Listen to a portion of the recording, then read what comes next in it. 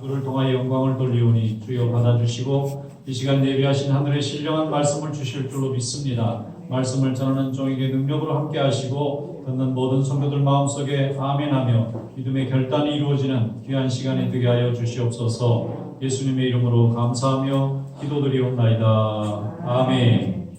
오늘 우리에게 말씀을 전해주실 목사님은 안정란 목사님 말씀 전해주시겠습니다. 부활하신 주님은 지금도라는 제목으로 말씀 전하실 때 은혜가 있으시기 바랍니다.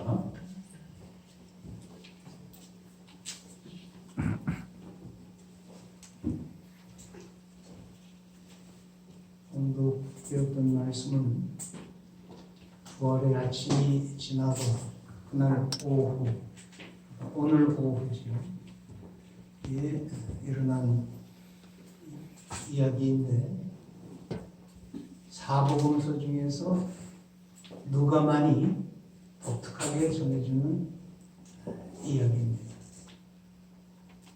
그 이야기 속에서 몇 가지 부활하신 주님은 어제나 오늘이나 영원토록 동일하신 주님은 지금 오늘 부활주의를 맞이하고 축하하는 우리에게 어떤 주님이신가, 무엇을 하시는가 하는 것을 본문 속에서 몇 가지만 찾아서 말씀을 드리려고 합니다. 시간이 많이 가가지고 또 이제 설교 후에 성찬식도 있고 해서 말씀을 어떻게든지 줄여야 되겠는데 저는 본문이 이렇게 스크린에 뜨면 같이 읽을 생각을 했는데 그거는 생략하기로 하고 제가 그저 말씀을 드려보겠습니다. 실제로 부활하신 주님은 본문 15절에 보면 엠마오로 내려가던 그 두 제자에게 찾아오셔서 함께 가시면서 말씀을 나누셨습니다. 부활하신 주님은 지금도 우리에게 찾아오셔서 우리의 삶 속에 동행하신다는 점입니다. 주님이 찾아오신 그 제자들은 어떤 입장이었을까? 우리가 잘 아는 대로 또 본문에도 나타났습니다만 슬픔 가운데 있었습니다. 또 낙심 가운데 있었습니다. 절망했고 이제 희망을 다 잊어버리고 고향으로 돌아가는 입장이었습니다. 또 그 두 제자 중에 하나는 글로바라 그랬는데 다른 한 사람은 이름조차 알려지지 않은 사람이었습니다. 그런 그들에게 주님이 찾아오시는 것처럼 오늘 슬픔 가운데 낙심 가운데 있는 우리에게 주님은 찾아오십니다. 나 비록 교회에서나 사회에서나 이름 없고 알려지지 않았고 작은 존재일지라도 부활하신 주님은 찾아오셔서 함께 하신다는 점입니다. 두 번째로는요, 찾아오셔서 쭉 동행하시다가 본문 28절에 보면은 두 사람이 가려던 마을에 다 왔다 그랬습니다. 그런데 우리 주님은 더 가시려는 것 같이 하셨다 그랬어요. 부활하신 주님은 우리에게 찾아오셔서 동행하시지만 때로는 우리가 그분을 놓아보낼 수 있다 하는 점을 우리가 두 번째로 깨달아야 됩니다. 예루살렘에서 이들이 가려던 엠마오는 25리라고 본문에도 나와 있습니다. 25리를 걸어 내려왔는데 주님은 거기서 작별하시려고 더 가시려는 것 같이 하더라라고 분명히 28절에 말씀하고 있어요. 그런데 제자들이 29절 그 두 제자가 주님을 붙잡습니다. 강권하여 이르되 때가 저물고 날이 기울었나이다. 우리와 함께 유하사이다 하면서 강건하여 붙드니까 주님이 그제서야 그들과 함께 집으로 들어가셨다. 그렇게 기록되어 있습니다. 두 번째로 우리가 꼭 기억할 것은 때로는 우리 주님은 우리가 강건하여 붙들어야만 우리와 함께 하시는 주님이시다 하는 것을 기억하시기 바랍니다. 이건 부활하신 주님만 그런 게 아닙니다. 구약 성경이나 신약 성경에 보면 여러 군데에 우리 주님은 강건할 때에, 간청할 때에 비로소 함께 하시면서 축복으로 역사하신 기록이 너무도 많이 있습니다. 시간이 없어서 구체적인 예를 드리지 않겠습니다만 구약에서 우리가 잘 아는 대로 야복강가에서 천사와 씨름하던 야곱을 우리는 기억해야 합니다. 밤새 기도로 씨름합니다. 그런데 날이 새려합니다. 천사가 말합니다. 날이 새려하니 나로 가게 하라. 그러나 야곱은 끝까지 붙들고 당신이 나를 축복하시지 않으면 나는 당신을 보내드리지 않겠습니다. 이게 간청이요 강건입니다. 비로소 거기에서 야곱이 변해서 이스라엘이 되는 축복을 받은 것을 우리는 잘 압니다. 신약 성경에도 수로보니게 여인이 병든 딸을 위해서 예수님께 뒤에서 쫓아오면서 예수님 나를 불쌍히 여겨 주십시오 합니다. 주님은 못 들은 척 하셨습니다. 제자들이 예수님께 말씀드렸습니다. 선생님, 저 여자가 우리 뒤에서 저렇게 소리 지르는데 좀 보내십시오. 그러나 주님은 냉정한 듯이 말씀하십니다. 나는 이스라엘의 잃어버린 양 외에는 보냄을 받지 않았다. 여인은 계속해서 따라와서 마침내 예수님을 따로잡아서 예수님 앞에 무릎 꿇고 엎드려서 빕니다. 그래도 주님은 뭐라고 그러셨죠? 자녀에게 줄 떡을 개에게 던짐이 마땅치 않다. 이게 무슨 말입니까? 그러나 이 여인 어떻게 대답했죠? 주여 옳소이다. 나는 개들도 상에서 떨어지는 부스러기를 먹나이다. 예, 이게 바로 간청하는 것이요. 이것이 바로 그냥 가시려는 듯한 주님을 강권하여 붙드는 것입니다.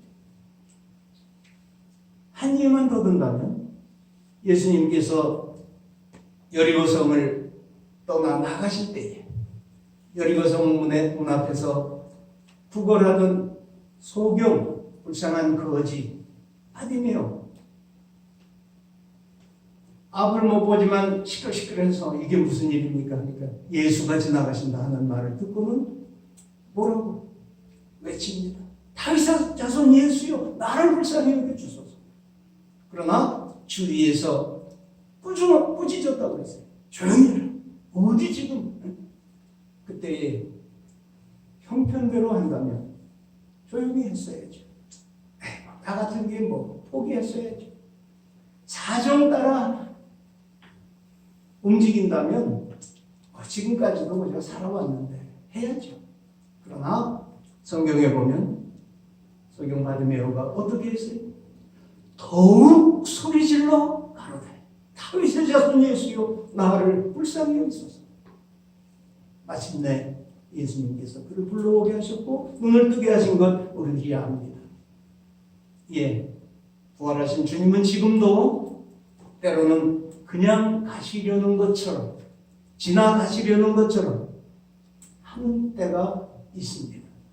그때야말로 우리가 강건하여 주님을 붙들 때입니다. 간청하여 주님께 눈물로 호소할 때입니다.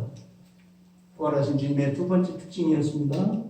세 번째로는요, 30절입니다. 그렇게 강건하여 집으로 들어가시니까 30절에 보면 이제는 주객이 바뀌는 것을 볼 수 있습니다. 손님으로 불러드렸는데 오히려 30절에 보면 식탁에 앉아서 주님이 떡을 가지사 축사하시고 떼어 저희들에게 주었다. 그렇게 기록되어 있습니다. 예, 주님을 강권하여 붙들면 그 주님은 주객을 바꾸어서 이제 우리의 주인이 되어 주신다는 사실입니다. 어쩌면 주님은 우리 삶의 주인 되시고 싶어서 우리에게 찾아오시는 것이고, 주인 되시고 싶어서 강권에 붙들어 주기를 기다리시는 것입니다. 그래서 주님을 주인으로 모시면 그다음엔 뭐 걱정할 게 없죠.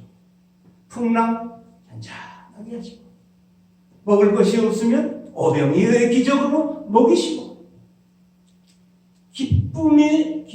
기뻐야 할 잔치자리에 기쁨의 근원인 포도주가 다 떨어져 버리면 맹물을 가지고 신랑이 여대장에게 물어볼 정도로 사람마다 먼저 좋은 포도주를 내고 취한 후에 낮은 것을 내거든.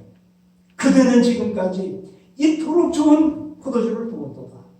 이거 도대체 어디 산이고 이게 도대체 몇 년도 산이고 이게 어떻게 된 일이냐 놀랄 정도의 맛있는 포도주를 맹물을 가지고 만들어 해결해 주셨다는 거예요. 우리의 모든 문제 주님께 맡기고 주님을 주인으로 모시면 모든 것은 다 해결되는 것입니다. 이런 축복 받게 하시려고 주님이 오시고 주님이 강권에서 붙들어 주기를 기다리시는데 우리는 때로는 너무 쉽게 낙심합니다. 때로는 너무 쉽게 내 형편이 안 되는데, 내 사정이 그렇게 여의치 못합니다. 사정대로 하다가는 믿음 못 지킵니다. 형편 따라 하다가는 그렇게 헌금 못합니다.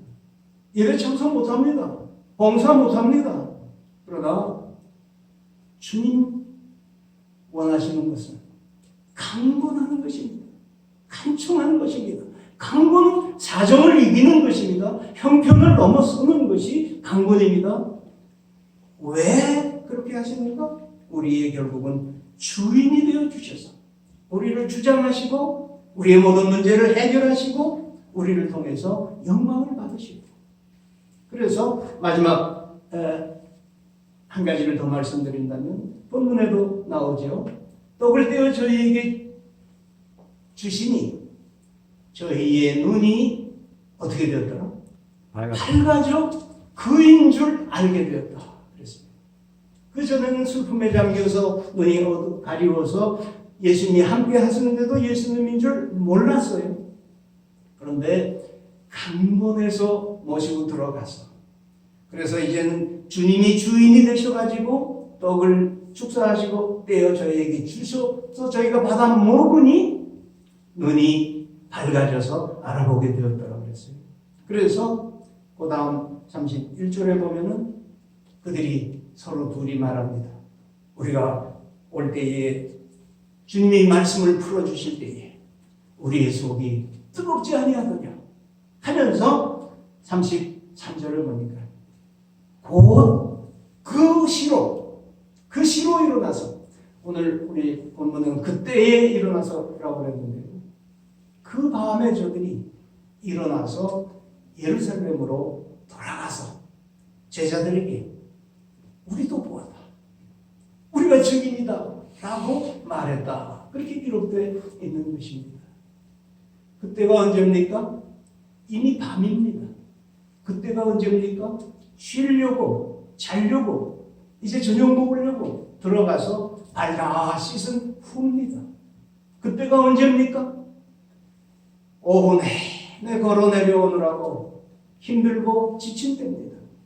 그런데 그때에 그 즉시 일어나서 그들은 예루살렘으로 돌아갔어요. 예루살렘은 높은 고지에 있습니다. 엠마오는 낮은 저지대에 있습니다. 내려올 때는 터벅터벅 내려왔는데 이제는 올라가는 길입니다. 지친 몸입니다. 밤입니다. 그러나 주님을 주인으로 모시고 주님의 역사를 통해서 눈이 밝아지고 새 세계를 보게 되고 알지 못했던 것을 깨닫게 된 이 두 사람은 그 밤에 그대로 일어나서 그 올라가는 길을 다 가서 제자들을 만나서 증인으로서의 새로운 세계를 고백할 수 있었습니다. 부활하신 주님은 오늘 우리에게도 마찬가지입니다. 우리들이 알게 된 이 구원의 축복의 이 세계를, 이 믿음의 세계를 남들에게 알려주는 사명을 부활하신 주님은 지금도 우리에게 주셨습니다. 이제 아무쪼록 이 부활의 주님과 함께하는 복된 성도의 삶을 사는 여러분이 되시기를 주님의 이름으로 축원합니다. 아멘. 할렐루야. 우리 위해 이 땅에 오시고 우리 위해 십자가에 죽으시고 우리 위해 부활하신 주님을 찬송합니다. 부활하신 주님, 우리가 동행하시며 우리가 강건할 때에 우리의 삶의 주인이 되셔서 우리에게 새 사명 주시고 새 능력 주실 때에 잘 감당하는 복된 성도들 다 되게 하여 주시옵기를 할렐루야. 예수님 이름으로 감사하며 기도하옵나이다. 아멘.